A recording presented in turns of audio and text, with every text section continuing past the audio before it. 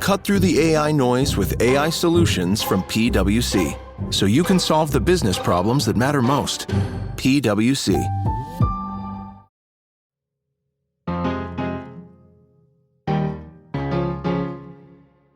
It's graduation season. That means celebrating with family and friends, sweating through outdoor ceremonies that may have been better held inside, inspirational graduation speeches, and, in a lot of cases, the beginning of the job hunt. But this year, a subpar economy, constricting job market, and the uncertainties around how AI might be killing entry-level jobs have combined to make that search particularly precarious. Now, it's not the first time students have graduated into a bad economy. In 2010, then-President Barack Obama told graduates at the University of Michigan that they may be in for a tough time ahead. The fact is, when you leave here today, you will search for work in an economy that is still emerging from the worst crisis since the Great Depression.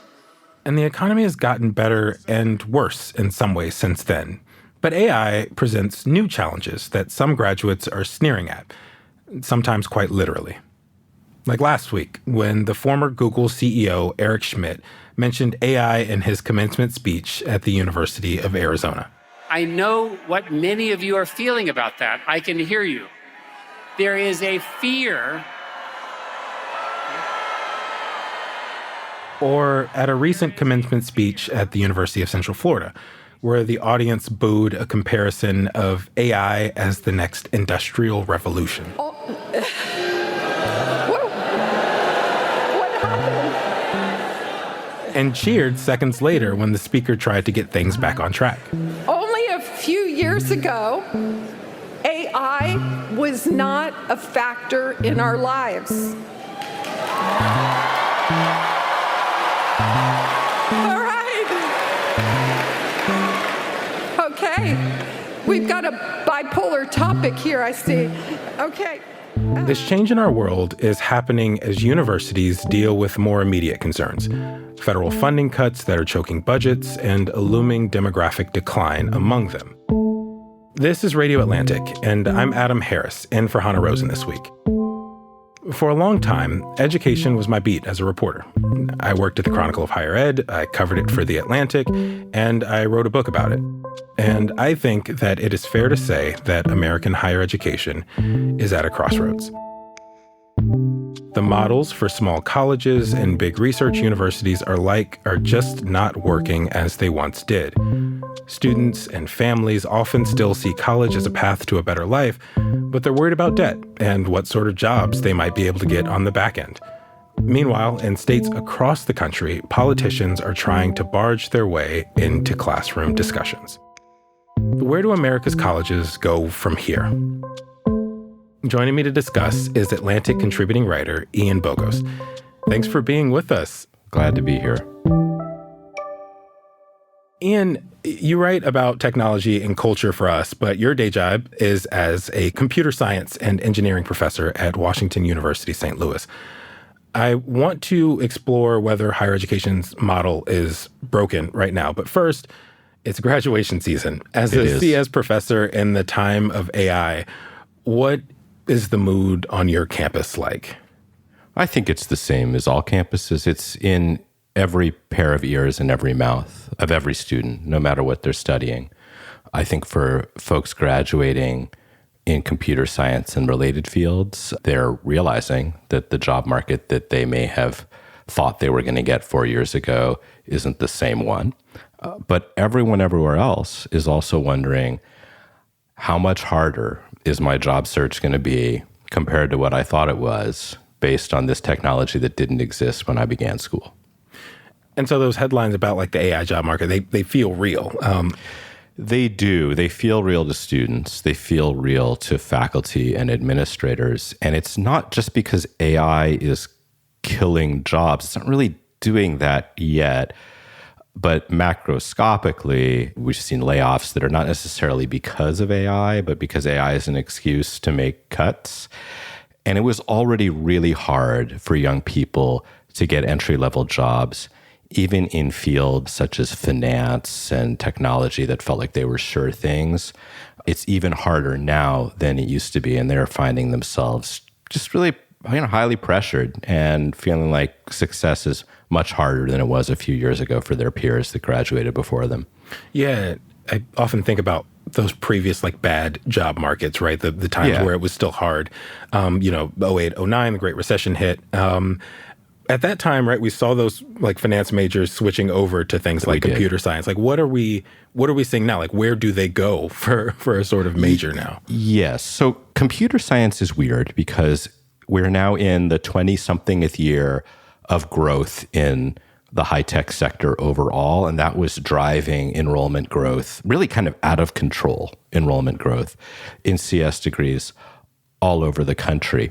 So this is almost kind of the first time that we've seen declines. And I think those declines may be justified for other reasons that we don't need to get into right now, but it hasn't happened before, and that means that no one knows quite how to address it. So, that leaves folks going into professional degrees, medical school, law school. That's sort of like kicking the can down the road a little bit. And then you also see finance consulting. I think management consulting remains an area that people see as a sure thing if you can get in. It was always really hard to get into McKinsey or what have you, and now it's even harder. So there is a sense of general constriction, of contraction that I think is maybe more like that 2008 downturn than it is like a traditional recession, the early 90s recession, for example, which I remember. It was like, well, this is a little bump, and then we'll get back to normal. It's interesting the way that these conversations about college so quickly move over into employment, right? Right. But college is about so much more than getting a job, right? Historically, it's supposed to be. We hope it is. We hope it is, right? You would hope that it's a place where you learn something new about yourself, right? You develop into this new person, right? But I think part of the reason why some of that is looming larger today than it did maybe not that long ago is because college costs more than it did not that long ago. Ian, you went to USC for undergrad. I went to USC, that's right. Can you guess the difference between tuition costs now and when you graduated? I had some kind of scholarship. It was substantial, but it wasn't the full thing. Yeah. And I remember at one point writing like going into the financial aid office or whatever it was, and the bursar's office where you went in person. And I remember writing like a $9,000 check for tuition that term. Mm-hmm. And it's got to be at least $70,000 a year now. You're exactly right. It's about $75,000 a year now. And right, if a $9,000 check, it was about $20,000 when you graduated. It's that difference too. It's a lot of money for anyone, but even for very wealthy people, it feels like a lot of money. I think it feels different. It's like when you buy a Porsche or an Hermes or something, you have expectations for it, and those expectations are different than if you buy a Dodge, right? Yeah, and that's a good point too, because a Dodge is a reliable car, but it's not what you were expecting, right? If you're going to a publicly funded college, right, tuition might be $11,000 for the year for in-state students, but it's almost as if you have a different expectation. Well, and even at a state school, we're seeing more and more students from out of state that are paying maybe not $75,000, but maybe $50,000, maybe $40,000, and you get a different community that are thinking about what they're getting out of the University of Texas, University of Georgia, whatever degree, Michigan degree, that wasn't just, well, I'm going to state and I'm getting that in-state tuition, or I'm getting the scholarship that came with being a good student, having Bs or what have you, depending on the state that you live in. So that pressure, that financial pressure of buying something that's supposed to deliver a return on investment, it's not just that it's acute now, it's that it's been building for years and years and years.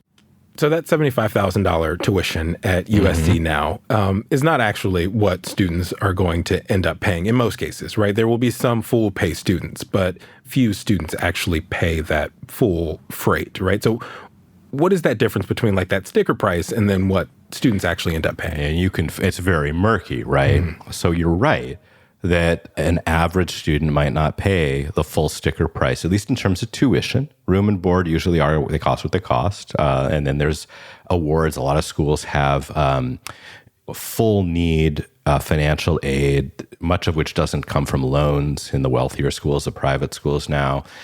But I want you to imagine that you go to the store to buy something, And I tell you, this is $10, Adam, but actually most people, they don't pay $10, they pay $3. Your question is, well, why and who and how? How does that all work? So even though it's true that $75,000 may not be what many or most people pay, the fact that that's the case, I don't think that makes Americans feel any better about the cost they're actually paying. In fact, it feels duplicitous. They feel tricked. And while that may still allow them to afford college in some way, it doesn't improve the overall sense of confidence that Americans have that college is for them, that they're getting the most value out of it because the guy next to you might have paid half the price. Yeah. Understanding how sort of the students and the parents might view that investment, how do universities explain how much that investment is going to cost, right? How do they explain the numbers? Well, allow me to take just a brief step back. Yeah. College and university education in America is pretty weird. And it's weird because we have mated together, we've put together a credentialing system where you get a degree that's supposed to move you on to a skilled domain of employment. We've mated that to this like kind of coming of age service where you become who you are as a young person. You leave home maybe for the first time. Maybe you just go across the state. Maybe you go across the country. We live in a big country and you're kind of discovering who you are and what's available to you as a person. And colleges and universities have always struggled to balance those two sides of education, not to mention the whole research apparatus that's present at a university like mine or at Yale or Harvard or Michigan, which isn't necessarily the case at a smaller school. So all of that feels like it's kind of broken. That balance has broken down. And it becomes very difficult to say, well, you're coming here to learn how to be a citizen and to live together with other people and to make some mistakes, as a young person and then figure out who you are. And it's also going to cost you, $75,000 a year plus room, like $300,000-$400,000 all in to get that.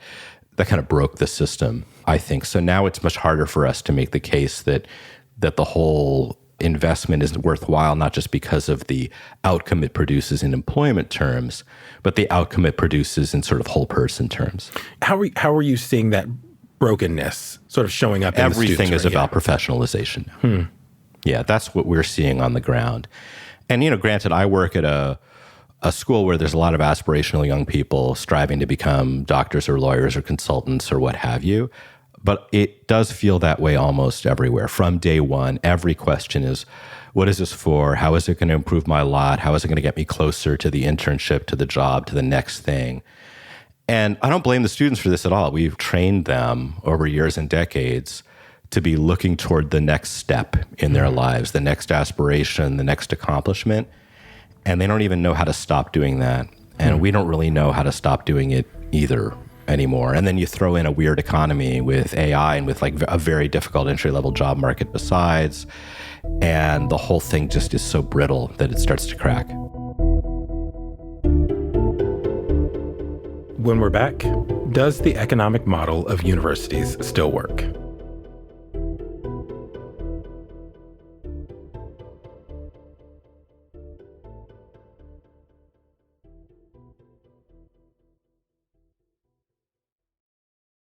Leadership today is defined by how you move, how you think, how you listen, how you choose your next step. The Drive to Lead, a new series from Range Rover and Atlantic Rethink, explores how influential minds across industries shape the moment with intention and clarity. From sports entrepreneurs to beauty brand founders, join me, Grant Hill, and others for a deep look at what it means to be a thought leader today. Watch the films at theatlantic.com/drive to lead. Ryan Reynolds here from Mint Mobile with a message for everyone paying big wireless way too much. Please, for the love of everything good in this world, stop. With Mint, you can get premium wireless for just $15 a month. Of course, if you enjoy overpaying, no judgments, but that's weird. Okay, one judgment. Anyway, give it a try at mintmobile.com/switch. Upfront payment of $45 for 3-month plan, equivalent to $15 per month required. Intro rate first 3 months only. Then full price plan options available. Taxes and fees extra. See full terms at mintmobile.com.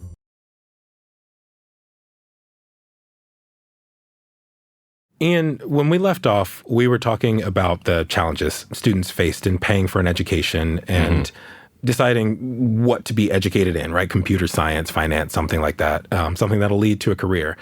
But I want to look at it from the school side because the institutions themselves haven't had an easy go recently, right? The big research institutions have seen federal funding cuts or have been threatened with funding cuts since the president returned to office. The financial picture is bleak at small liberal arts colleges, and they have this sort of looming demographic cliff, right? There aren't as many 18-year-olds, or they won't be as many 18-year-olds as there are now.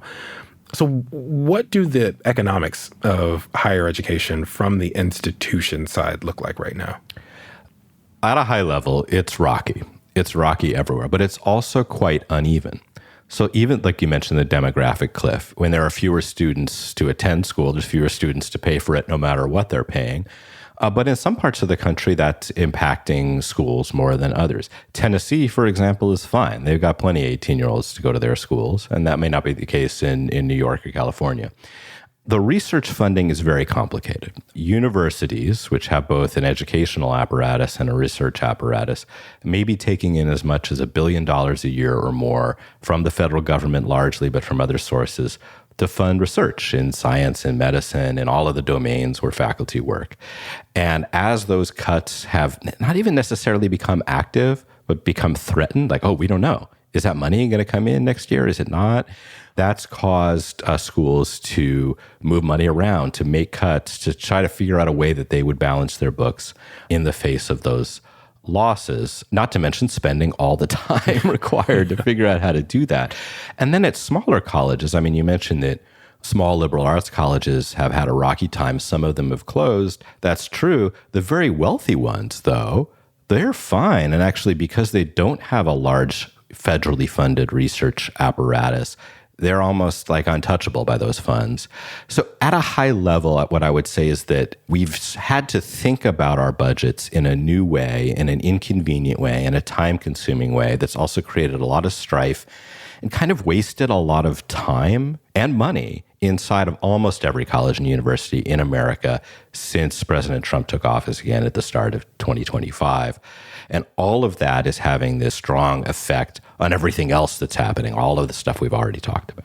Yeah. You know, earlier this year, mentioning kind of sticking with those small liberal arts colleges and their model, you wrote about small liberal arts school, right? And how they're sort of this accidental winner of the war on higher ed. What did you learn by going to those campuses, and which campuses did you go to? Right. So I went to the fancy places, largely the small private liberal arts colleges, such as, I went to Amherst, I went to Davidson in North Carolina, I went to Smith, I talked to many others, I went to Vassar, I talked to Pomona. One thing that I learned is that it's very different from the research university perspective. When faculty are doing research, it's often just funded directly by those schools, which is great. They can employ undergrads, they can help them figure out how to become researchers. They're able to pursue their research without kind of thinking about how we're going to get a grant to make it happen. They can focus on the classroom experience. But then there's only 1,500 or 2,000 students total. So how much of America can that serve compared to 50,000+ students at Ohio State? Yeah.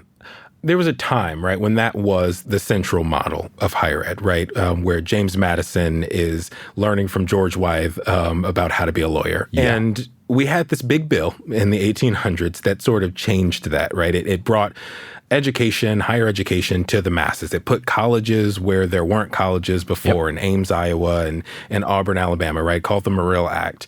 But the Morrill Act also led to some of this professionalization and the job. Can you talk about that double-sided coin of the Morrill Act in our history? Yeah, so, many of our listeners may be familiar with a land-grant university, and that's one of the things that was created by the Morrill Act. So you go to Michigan State or the University of Georgia or UC Davis, and a lot of them were agricultural focused, ag schools. Some of them became kind of science and tech focused. Virginia Tech, I think, is a land-grant in Virginia, for example. And the idea was that we would expand access to higher education by also making it much more professionalized, much more vocational and focused on professional outcomes. And that was kind of one brick in this wall of imbalance that is 150 years old, but has continued to develop, whereby previously in that James Madison model, you were basically elite, you were aristocracy, and you were kind of living an intellectual life, probably because of wealth and because of privilege. And yeah, you may have gotten to go to Dartmouth and spend a little bit of time there before going back home to your father's law firm or railroad or what have you. But you weren't getting access to a new kind of life. There wasn't this upward mobility that college eventually promised.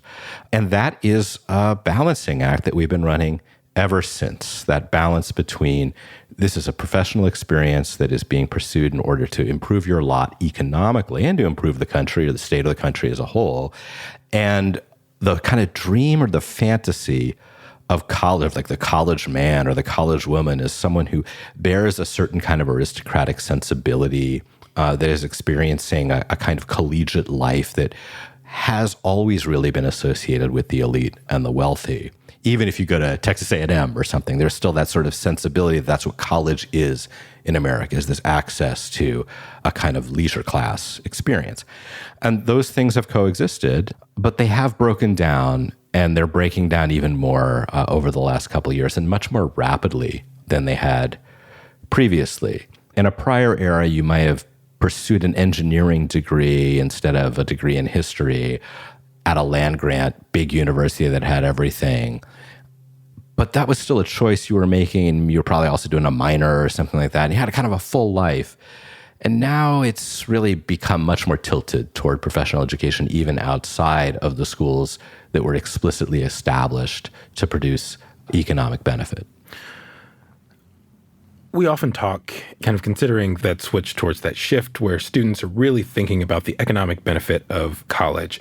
That's grown into like the way that the public thinks about like the economic benefits of college, right? There was a time, it's a well-worn conversation where when we used to talk about college, it was as a public good, right? Yeah. It's George Washington getting up in front of Congress and saying that there's nothing that better deserves your patronage than the arts and the sciences, because knowledge in every country is the surest basis of public happiness, right? There was this idea that college, it was good for everybody. It was good for our economy. It was good for like people knowing what they, kind of who they were and why they supported the things that they supported, particularly democracy.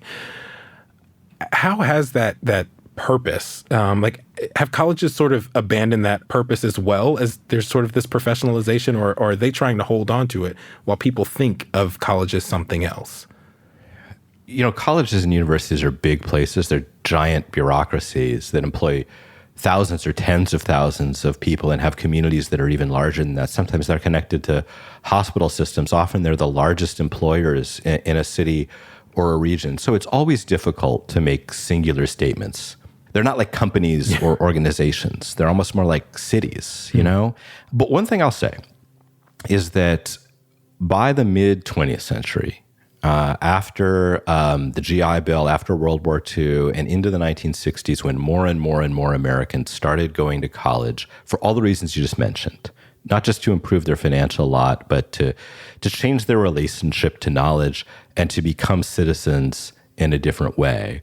By the mid-century, certainly by 1965, 1970, there was a sense that this was truly going to be for everyone, and the white-collar knowledge economy that opened up as a result of the expansion of college to kind of any American who wanted it, not just through the Morrill Act, but through the access to every kind of educational prospect, that seemed like it would continue to build for forever. And it didn't. Already by the 1970s in California under Reagan, and then nationally, we saw a kind of dampening down of funding, and that's continued ever since. It's just become more and more unaffordable relative to inflation and costs. And just last year, for the first time in a long time, I don't know exactly since when, we saw the occupational prospects of skilled trades, where you might get an associate, plumbers, electricians, and what have you. They had an employment advantage over college graduates for the first time since the 1990s, when that data started to be tracked, which was exactly the thing that we were getting away from in the mid-century. So the simple answer to your question is, so long as the economic situation was in reasonable balance, it was much easier for colleges and universities to make this argument about becoming a citizen, pursuing knowledge for its own sake, building a community around those values, you know, and selling that idea to parents and to students and to Americans in general. And we only realized when it started to break down how tenuous that was. And maybe we didn't even realize it then. And it's only now that the whole thing feels like it's really and truly on the rocks, that we don't really know how to go back, because so much time and so much distance has been lost since it was viable. Yeah.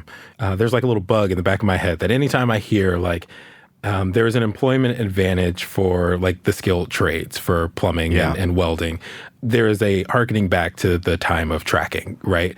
Right. And like, but what we are seeing, right, with this expansion of Pell Grants for really short-term programs, right, like these pushes for going to trade schools, like what do you make of these current arguments that we are seeing that we need more folks going into trade schools because of that, like that return on investment in your education? It's so complicated. So much has happened. I think one thing that's happened is, AI or other kinds of technological change have made people think, well, wait, hold up. Like, is the knowledge economy even going to be a thing? And we did start to see, kind of the local like plumbing operation that became the new kind of local blue collar kind of millionaire class. Instead of the guy who owns the 10 car dealerships, it's now the guy who owns the big plumbing or electrician operation. Yeah. I think folks are looking at that. I also think there's a strong desire among everyone, including young people, to feel like the world is in their hands, that they're connected to it and that they have an impact on it. Everything became so abstract. We sometimes talk about this like idea of like email jobs, like the knowledge economy became just moving symbols around. You don't really know what you're doing and why. Even if you can get one of these entry-level jobs, does it have a purpose? Does it matter? Do you even know what you're doing? Whereas fixing someone's sink, at least in theory, you can understand why it would be, desirable and good and contribute to the well-being of your community. Those factors are at work. But also, I think it's just like you look at that $75,000 a year number, and even if you don't know, or even if you know that maybe you wouldn't pay that much, you're like, well, hold up. Yeah. There got to be some other alternatives. What might those be? And that created doubt. And that doubt led people to at least fantasize about thinking about different paths. And then, of course, you have all the Peter Thiels of the world saying college is worthless.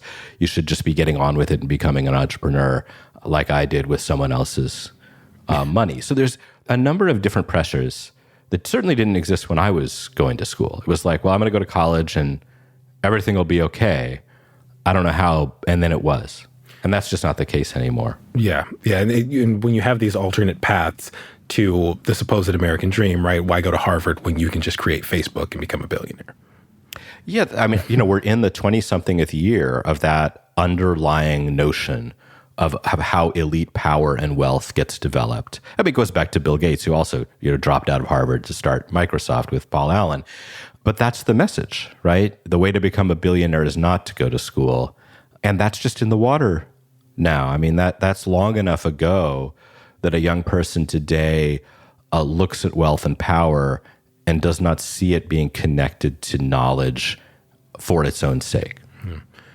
Returning to that AI anxiety and jobs, how do you think students looking at entering college soon should be thinking about all of this? I think the best approach is to realize that this is my humanities liberal arts background coming through here. We love it. We don't know what the future holds. It is changing rapidly. The best thing you can do is build a great deal of knowledge in a large number of domains at a basic level and prepare yourself for change rather than preparing yourself for a sort of singular professional life that is sure not to come about in the way that you expected and is sure not to persist in that way for your whole career.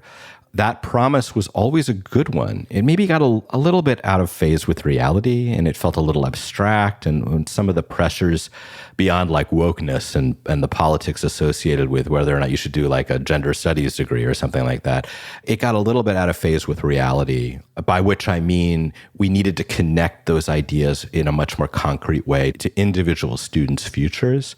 But it's still the right answer. I still think it feels hard to jump into the deep end of that pool because it costs $75,000 a year or because it's not clear how to do it. And we need to provide the structures inside of these schools that say, okay, when I say that, this is what I mean. These are the opportunities available to you. And it's about connecting your computer science education to your urban planning education. And we're going to give you real structures to make that happen in a way that give you new opportunities, just to pick some random examples. We could do a much better job of that, but Americans could also do a much better job being open to the idea that the future is going to be different than the present. That's good advice for all of us. Ian, thank you so much for joining me today. Thank you. This episode of Radio Atlantic was produced by Janae West. It was edited by Kevin Townsend. Genevieve Finn fact-checked. Rob Smerciak engineered and provided original music. We also had music from Breakmaster Cylinder. Claudine Abade is the executive producer of Atlantic Audio, and Andrea Valdez is our managing editor. Listeners, if you enjoy the show, you can support our work and the work of all Atlantic journalists when you subscribe to The Atlantic at theatlantic.com/listener. I'm Adam Harris. Thank you for listening.